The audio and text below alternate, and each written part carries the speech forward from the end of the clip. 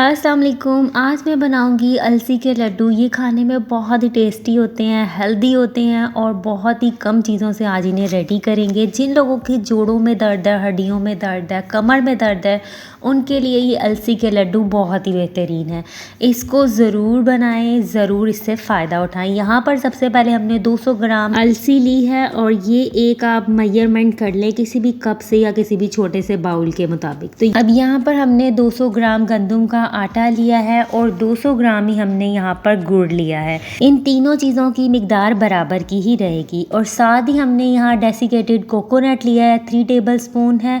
और यहाँ पर 100 ग्राम हमने बादाम, 100 ग्राम ही काजू और 3 से 4 टेबल स्पून हमने चारों मगज़ के लिए हैं। ड्राई फ्रूट आप अपनी मर्ज़ी के मुताबिक कम या ज़्यादा इस्तेमाल कर सकते हैं। 3 टेबल स्पून हमने यहाँ पे रोस्टेड तिल लिए हैं और यहाँ पर हमने 50 ग्राम किशमिश का इस्तेमाल किया है। तो चलिए अब हम बहुत ही मज़ेदार अलसी के लड्डू बनाना स्टार्ट करते हैं। तो सबसे पहले हम अलसी को ड्राई रोस्ट करेंगे। इसे फ्लैक्स सीड भी कहा जाता है। एक वॉक लिया हमने और इसमें अलसी को ऐड कर देंगे। फ्लेम को हम यहाँ पर लो टू मीडियम ही रखेंगे। इसको हाई फ्लेम पर बिल्कुल भी हम रोस्ट नहीं करेंगे। अगर ये जल गई तो ये कड़वी हो जाएगी, पूरी रेसिपी ज़ाया हो जाएगी। तो बस आपने इसको 3 से 4 मिनट तक ही अच्छे से रोस्ट करना है। 3 से 4 मिनट जब आप इसे रोस्ट कर लेंगे तो आप एक इसका सीड खा कर देखें, क्रंची हो गया हो तो फ्लेम को हम ऑफ कर देंगे और इसे हम प्लेट में निकाल लेंगे और इसे हम ग्राइंड करेंगे। लेकिन ग्राइंड करने से पहले इसे हम अच्छे से ठंडा कर लेंगे,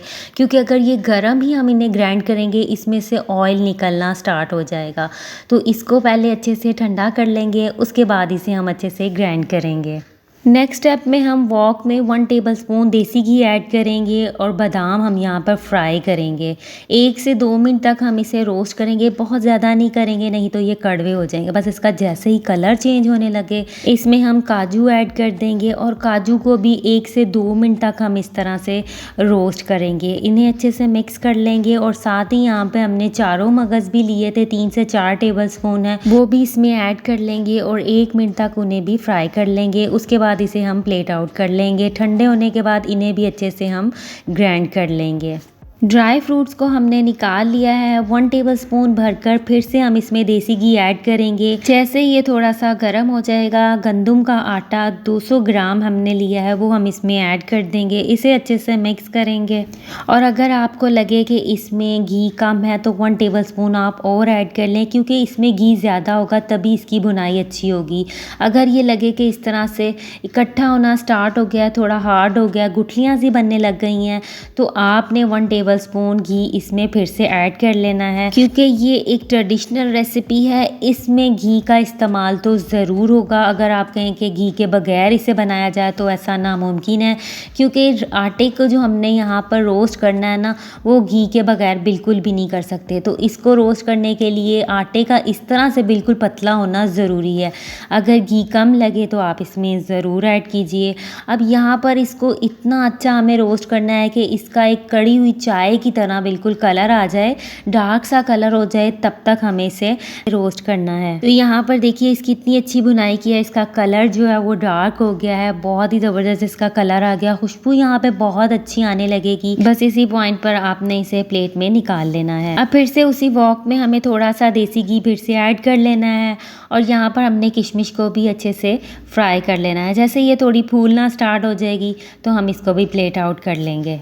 अब हमने गुड़ की चाशनी बनानी है, तो हमने 200 ग्राम ही गुड़ लिया है। उसी वॉक में हम इसे ऐड कर देंगे। आधा कप हम इसमें पानी का ऐड करेंगे और गुड़ को हम अच्छे से मेल्ट कर लेंगे। यहाँ पे हमें इसे इतना पकाना है कि इसकी एक तार की चाशनी रेडी हो जाए। तो यहाँ पे 10 से 15 मिनट में गुड़ की चाशनी हमने रेडी कर ली है। अब आप इसको देखें कि आपको कैसे पता चलेगा कि ये चाशनी रेडी हो गई है। अब जो चम्मच पे से चाशनी गिर रही है ना, उसकी तार बन रही है। बस इसी तरह की चाशनी आपको रेडी करनी है। अब इस पॉइंट पर हमने फ्लेम को बिल्कुल लो कर देना है और यहाँ पर अलसी का हमने पाउडर बना लिया था। इसको बहुत अच्छे तरीके से आपने ना इसको ग्राइंड कर लेना है, बेहतरीन से इसका पाउडर टाइप बना लेना है और इस चाशनी में आपने सारी अलसी को ऐड कर देना है।